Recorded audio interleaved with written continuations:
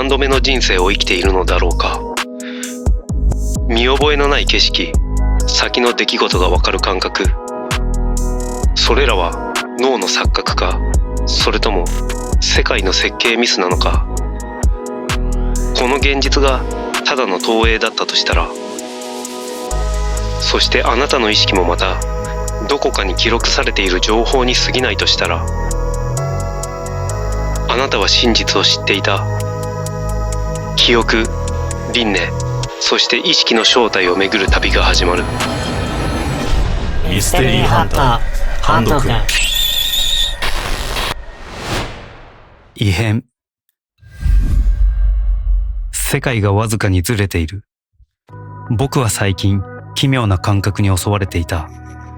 例えば初めて訪れた場所の景色を以前見たことがあるような気がする。壁にかかった時計の針が見た瞬間だけ一瞬止まるように見えることがある。聞き覚えのない言葉なのに前にも聞いたことがあると確信できることがある。つまり世界がわずかにずれている気がするのだ。それはまるで現実がリプレイされているかのような感覚で、最初はただの疲れかと思った。仕事のストレスか、それとも寝不足から来るものなのか。しかし違和感は日を追うごとに強くなり、日常の隙間に食い込んでくるようになった。夢の中の異常。僕は奇妙な夢を見た。真っ白な部屋、何もない空間の中で僕自身がそこに立っていた。いや、正確にはまるで映画のスクリーンに映し出されたように僕の映像がそこに投影されていた。なんだこれ。思わず手を動かすが、映像の僕はワンテンポ遅れて動いた。ゾクリとする。思考が追いつかないうちにスクリーンの中の僕がこちらを振り向いた。そしてはっきりとこう言った。おかえり。その瞬間目が覚めた。現実世界の異常。世界は決定的におかしくなり始めた。この会話前にもした気がする。知らない街なのに来たことがある気がする。次に起こることがほんの一瞬だけわかる。決定的だったのは鏡の前での出来事だった。ある朝、洗面所で鏡を見た。その瞬間、鏡の中の僕が一瞬だけ僕と違う動きをした。心臓が跳ねる。今のは何だ？気のせいだと言い聞かせようとしたが、脳の奥底では警鐘が鳴っていた。僕は本当に存在しているのか。僕の世界は崩壊し始めていた。何かがおかしい。だがその正体はわからない。僕の脳内にある考えが浮かんだ。もしこの世界が本物じゃないとしたら、もし僕が観測しているものが偽の現実だったら、僕は電話をかけていた。この世界は投影なのか。それさ、ただのデジャブとは違うんか？え？デジャブってさ、本来は脳の誤動作って言われとるけど。デジャブの経験は過去にもあったからわかるよ。でも最近のはかなりリアルな感覚がある。じゃあ予知夢のような感じとか？小太郎は昔からオカルトや都市伝説が好きなやつだ。高校時代からムーや超常現象ファイルみたいな雑誌を読み漁り、UFO や陰謀論に夢中になっていた。だが今回の僕の話を聞いた時の彼の表情は少し違った。なあ、ハンド君。実は俺も最近ちょっと変なことが起きとるんや。彼は小さく息をついた。夢の中で俺じゃない俺を見たんや。俺じゃない俺？そう、鏡に俺が映ってたんやけど、何かが違ってたんや。しかもそいつが俺に向かってな、お帰りなさいって言ったんや。これがやけに頭に残ってて不思議な感覚なんや。僕は言葉を失った。それいつの話？1週間前や。しかもな、その夢を見た日から俺の記憶が少しずつずれてる気がするんや。バグを起こしているのは僕の意識だけではなかったのかもしれない。意識の集中で世界は変わる。僕は言葉に詰まった。正直最近の出来事は流せるレベルを超えていた。なあ、実験してみたらどうやろう？実験？例えばな、意識が世界に影響を与えてるかどうか試してみるんや。その夜、僕は試してみることにした。部屋の中で深呼吸をし、意識を集中する。今からこの部屋の光を揺らしてみせる。10分、20分、30分。何も変わらない。やっぱり無理か。そう思ったその瞬間、カチッ。突然部屋の電気が一瞬だけ点滅した。停電？それともただの偶然？だが僕の直感は違った。まるで自分の意識が何かに影響を与えたかのような感覚。次の日、小太郎に話すと、彼は興味深そうにうなずいた。すげえな。本当にできたんか？もっとできるかどうか回数を重ねてみたらどうや。回数？筋トレみたいに意識も鍛えたら精度が上がるんと違うんか？僕はその夜も同じ実験を繰り返した。最初は偶然のように感じた光の揺らぎが、3日目には明らかに反応が良くなっているのを感じた。目を閉じて念じる。光よ、揺れろ。数秒後、部屋の明かりが一瞬だけ明滅する。これは本当に僕の意識が影響を与えているのか。デジャブの正体を突き止める。次に、僕は最近頻発している異常なデジャブの正体を探ることにした。スマホのメモアプリを開き、夢に出てきた内容や、なぜか確信してしまう未来の出来事を記録することにした。これは小太郎もずっと実践していることで、彼に強く勧められたからだ。すると、ある奇妙なことに気づいた。過去の記憶の誤認というには、あまりにも一致率が高いのだ。例えば、青いコートを着た知らない人に道を聞かれると書いた数日後、全く同じ状況が発生する。駅のホームで赤い風船を見かけると書いた数日後、本当に赤い風船がホームに浮かんでいた。最初は偶然だと思った。だがこうしたことが何度も続いた。これはデジャブでは説明がつかない。本当に予知夢なのか？僕はある可能性を考え始めた。もしかすると僕は未来の情報にアクセスしているのではないか。これは荒唐無稽な話かもしれない。でももし意識が時間の流れに縛られていないとしたら、ホログラムの証明。この世界はホログラムかもしれない。なあ、ホログラフィック宇宙論って知っとるか？カフェのテーブルに肘をつきながら小太郎がスマホをいじりつつ言った。何それ？簡単に言うと、この世界は投影された情報に過ぎんっていう説なんや。投影？つまり、俺らは 3D の世界にいると思ってるけど、本当はどこかの 2D の表面に記録された情報が、ホログラムのように立体化されているだけって話や。僕は言葉を失った。もしそれが本当なら、この世界は現実ではないということか。僕のズレやデジャブの正体は情報の乱れなのか。そういや、博士って知ってるか？ん？俺の知ってる教授が今度ホログラフィック宇宙論について講義するんや。まさかその講義を受けに行くとか？そういうことや。ハード君も来るんか？僕は即答できなかった。これがただの都市伝説やオカルトの話なら適当に聞き流していたはずだ。だが最近起きた現象を説明する答えがそこにある気がした。博士の講義、宇宙は投影された情報なのか。やっぱ来たんか。大学の講義室に入ると小太郎がニヤニヤしながら僕を見た。まあせっかく誘われたしな。ハート君ももう半分こっち側やな。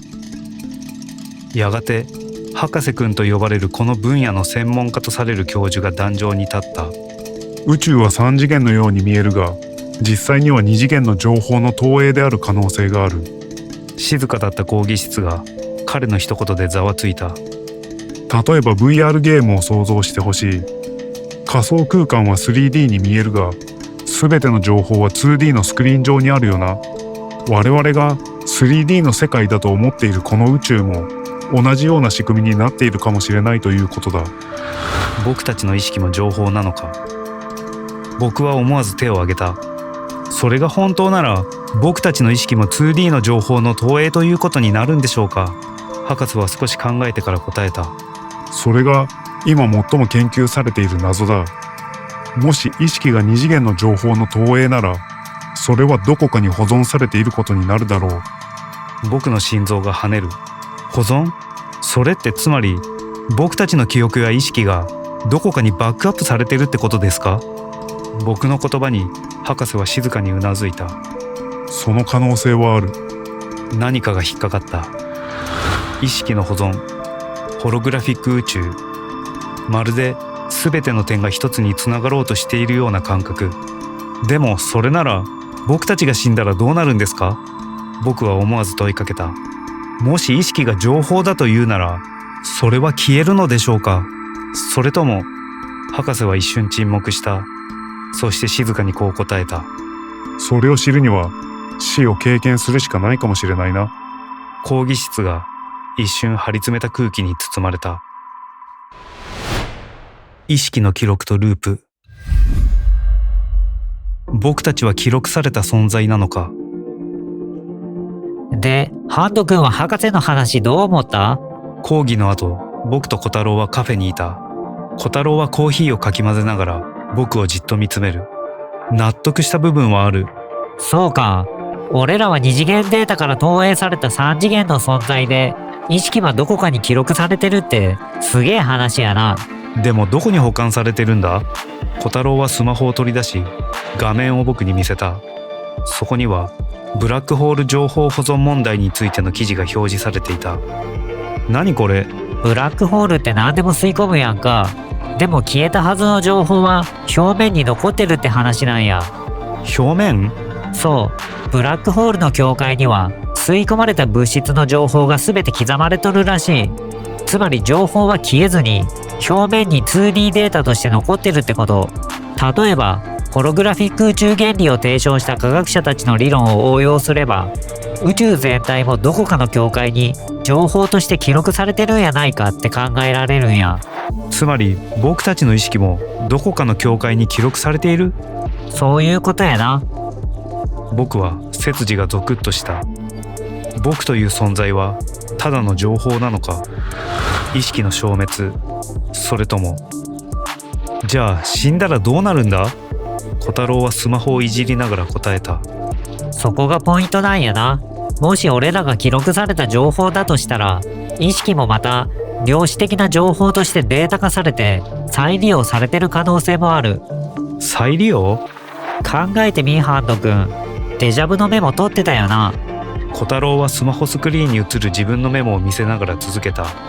もしそれが本当に未来の記録なら、俺らは何度も同じ人生をループしてるんやないか？ループ？以前から感じていたデジャブはもしかするとただの錯覚じゃなかったのかもしれない。ちょっと待てよ。僕はスマホを取り出し、これまでメモしたデジャブの記録を遡った。そして愕然とした。小太郎くん、なんや？その記録僕のと同じじゃないか？小太郎の表情が固まる。僕らは別々の人間のはずだ。なのに僕らの記録していたデジャブの内容が完全に一致している。これ、俺らの記録、同期しとる？どういうことだ？もしかすると僕らは未来を予知しているのではない。そうではなく、意識は二次元データ。僕は再び博士を訪れた。興味深い意見だな。もし意識が二次元の情報として記録されているなら、それはある種のプログラムのようなものかもしれない。プログラム？僕は眉を潜める。例えば、ハンド、君がコンピューターのゲームをしているとしよう。キャラの動きや記憶はデータとして保存され、次のプレイでも同じ動作を繰り返せる。その通りです。それって輪廻みたいなものということですか？博士は少し考えてから言った。そうだな。もし宇宙の情報がどこかの境界に保存され、それが再び投影されるとしたら、我々の意識は新しい形で再び投影されるのかもしれない。まるで何度もロードされるゲームデータみたいに？そうだ。ただしそのプロセスに関する科学的な証拠はまだ十分に揃っていないがな。僕は博士の言葉を反芻する。もしこの仮説が本当なら、僕が生まれ変わるのは新しい人生ではなく過去の人生の再生なのでは。記憶を持ったままロードされたらどうなるんですか？僕の問いに博士はしばらく沈黙した後、こう答えた。それは再びリセットされるか、それとも抜け出せるかの分かれ道になる。博士の表情はどこか遠くを見つめるようなものだった。まるで自分自身の記憶を確かめるように。実はね、博士が少し言いよどんだ後、静かに口を開いた。私自身も最近不思議な感覚を覚えているんだ。僕は息を飲んだ。講義をしている最中にふとこれはすでに何度も繰り返していると感じることがある。デジャブとも違う。まるで何度もこの場に立っていたかのような感覚だ。それって、博士は小さく息を吐いた。私もまたリセットされているのかもしれない。輪廻転生の終わり。輪廻はプログラムかもしれない。それ、完全にループ説やん。博士の話に思考を巡らす僕を見て小太郎が言った。もしそれが本当やったら、俺らは輪廻転生をしているんやなくて、同じデータが再生されてるってことになるな。そうなるな。やばいな。もしそうやったら、この人生もう何回目かわからんってことやな。それに、もしかすると、このサイクルには終わりがないと違うんか？小太郎の言葉に僕はゾッとした。なあ小太郎くん、僕たちもしかしたら今まで何度もここにたどり着いてたんじゃないか？小太郎の表情が変わった。どういうことや？この会話、そしてこの結論にたどり着くこと、これらを僕らは前にも経験してるんじゃないか？そう考えた瞬間、体の奥底から得体の知れない感覚が湧き上がる。まるで何かを思い出しそうな既視感。いや違う、これはただのデジャブじゃない。これは記憶の再生だ。輪廻から抜け出す条件。小太郎が息を飲んだ。マジか。いや待てよ。小太郎が腕を組み少し考え込む。もしそうならさ、今までの俺らはなんでそれに気づけなかったんや？僕は言葉に詰まった。何度もループしてるなら、一回くらい気づいてる自分がいてもいいんやないか？確かに、もし本当に僕らが同じ人生を繰り返しているなら、僕は記憶の奥底をたどるように目を閉じた。何かが引っかかる。違和感が強くなっていく。これまで何度もこの真実にたどり着いていたはずなのに、なぜ記憶にない？僕はハッとした。小太郎くん、なんや？気づくたびに僕たちはリセットされてたんじゃないか？小太郎の表情がこわばる。つまり？この世界は自分がシミュレーションだと悟ったものを消す仕組みになってる。だから僕たちはこの話にたどり着くたびにまた最初からやり直してるんだ。輪廻の壁を突破する方法。じゃあ抜け出すにはどうしたらいいんや？わからない。でもこれまでの僕たちは何度もリセットされてきた。なら次にリセットされる前に出口を探すしかない。出口？そう、この世界の外に行く方法がどこかにあるはずだ。その瞬間、僕の脳内に強烈なノイズのような感覚が走った。おかえり。頭が割れそうになる。おい、大丈夫なんか？今のって夢の中でおかえりって言われたことがある。いや違う、あれは夢じゃなかったかもしれない。僕の中で何かがつながり始める。悟りの瞬間。 YouTube 動画が示すヒント。僕はふと YouTube を開いた。最近の違和感について調べるうちに、気づけば都市伝説系の動画ばかりが関連動画に並んでいた。直木マンション、コヤッキースタジオ、どれも陰謀論やシミュレーション仮説について語っている。宇宙はプログラムの一部なのか、意識はどこに保存されるのか、転生はただのデータの再利用。興味本位でクリックし動画を再生する。宇宙の意識は一つ。画面の中でインフルエンサーが語る。私たちの意識って本当にこうなんでしょうか。例えば、ある人が臨死体験をすると、すべての記憶が統合されるとか、宇宙と一体化する感覚を覚えるって話がありますよね。これってもしかすると、私たちが一つの意識の断片に過ぎないってことを示しているのかもしれません。僕は思わずスマホを持つ手に力が入った。意識が一つの断片？それってもし本当なら記憶の断片が蘇る。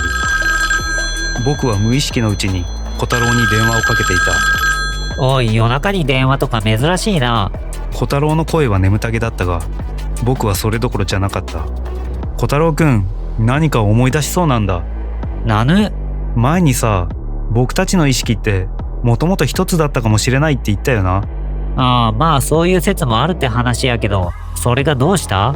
いろいろと動画見てたら、それが全部つながる気がして。小太郎は少し沈黙してこう言った。ハント君、思い出しそうなんじゃなくて、もう思い出してるんと違うんか？その言葉が僕の頭の中で何かを弾けさせた。意識の記憶を引き出す。僕と小太郎はある方法を試すことにした。変性意識状態。これは簡単に言えば、意識を通常とは違う状態にすることで、普段は思い出せない記憶を呼び戻す方法なんや。古くからの宗教とか神秘主義者たちは、瞑想とかドラムのリズムとか、特定の音で意識を変える方法を使ってきたんや。すげえやろ。小太郎の言葉に従い、僕は静かな部屋で目を閉じた。一定のリズムで響く音、呼吸を整え、意識を研ぎ澄ます。僕は何を忘れている？音が一定のリズムを刻むたびに、僕の意識は少しずつ変わっていく。そして突然、僕の目の前が真っ白になった。次の瞬間、声が聞こえた。おかえり。僕はどこか見知らぬ場所に立っていた。目の前には見たことのない風景。暗闇の空に光が散らばり、まるで宇宙のようだった。そして目の前には何かがいた。それは人間の形をしていたが、決して子ではなかった。まるで無数の意識が重なり合ったような存在。それが僕に向かって微笑んでいる。君は何度もここに戻ってきたんだよ。僕は混乱しながらもなぜか理解していた。ここはどこだ？ここは輪廻の中間地点ではないのか？ホログラムの向こう側へ。この世界は自己認識の実験だった。僕は何度も生まれ変わっている？そう言うと目の前の存在はうなずいた。そうだよ。でもそれは君だけじゃない。すべての意識はもともと同じ情報源から生まれている。じゃあ小太郎くんも？もちろん、小太郎も博士も街を歩く誰かもみんな同じものの変異形に過ぎない。僕は息を飲んだ。それってまるで仏教の個は全体であり、全体は個であるという概念みたいだ。つまり古代にはすでに答えがあったというのか？その概念に近い。すべてはもともと一つのものだったが、それを知るために無数の個を生み出した。それが宇宙の成り立ちだ。ヒンドゥー教では宇宙の本質をブラフマンと呼び、個の魂をアートマンと呼んでいた。でもそれらは最終的に一つのものだ。君たちが自分と呼んでいるものは分裂した意識の断片に過ぎない。でもどうして宇宙はそんなことを？自己を知るためさ。この宇宙は自己認識の実験なんだよ。なぜ宇宙は自己認識を求めるのか？自己認識の実験？僕の問いに存在は微笑みながら答えた。宇宙は自己を認識するために個を作り、経験を積ませている。君は宇宙そのものなんだよ。だけど、それを知るために、わざと自分という制限をかけて生まれてきた。僕は言葉を失った。じゃあ僕は？君は長い間、このループを続けてきた。でも君はついにそれに気づいた。それ？この宇宙がシミュレーションであることを悟った者だけが、この輪廻から脱出できる。目覚めの瞬間、僕は全てを悟った。そして静かに目を閉じた。ありがとう。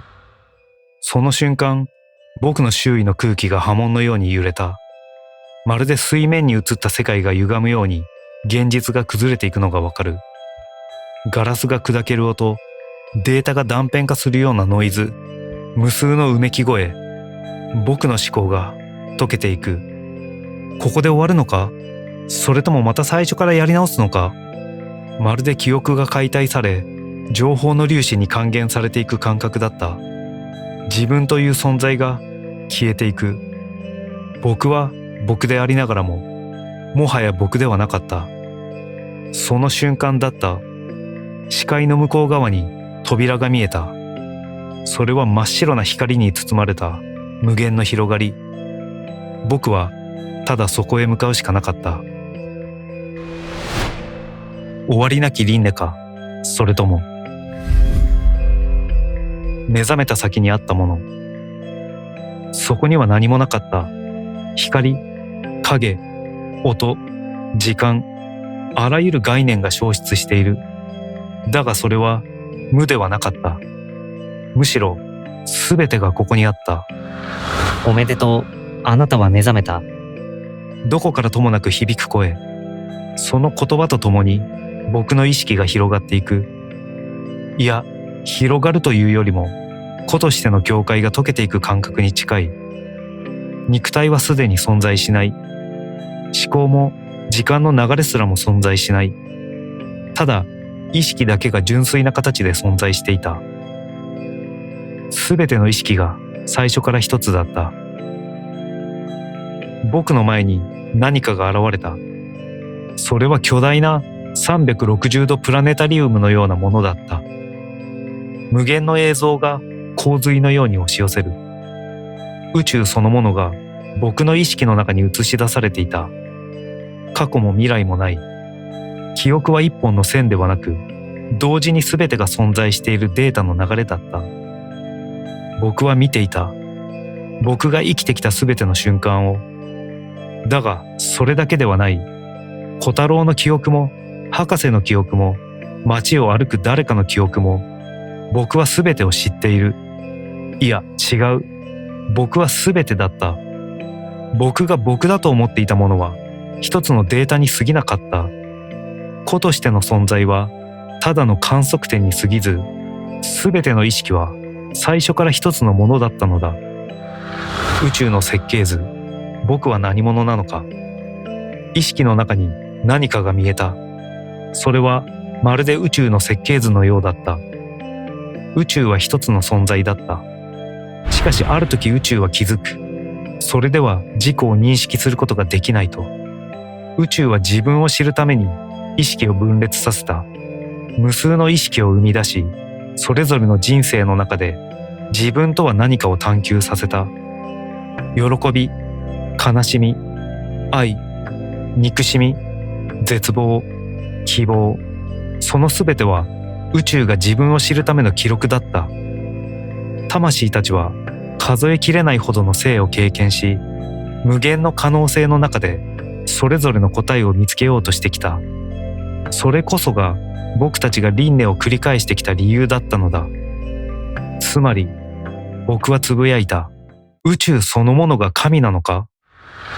帰還する意識たち。僕は無数の意識が流れ込んでくるのを感じた。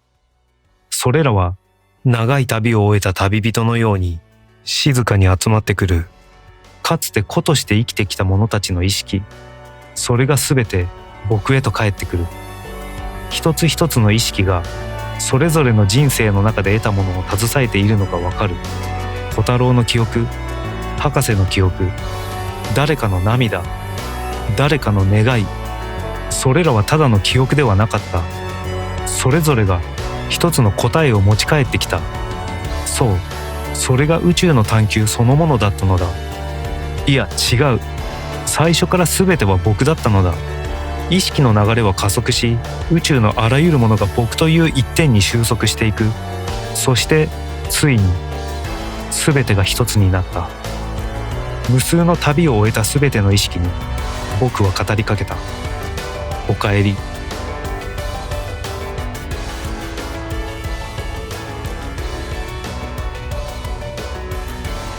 この動画を見ているあなたは今どんな気持ちだろうか。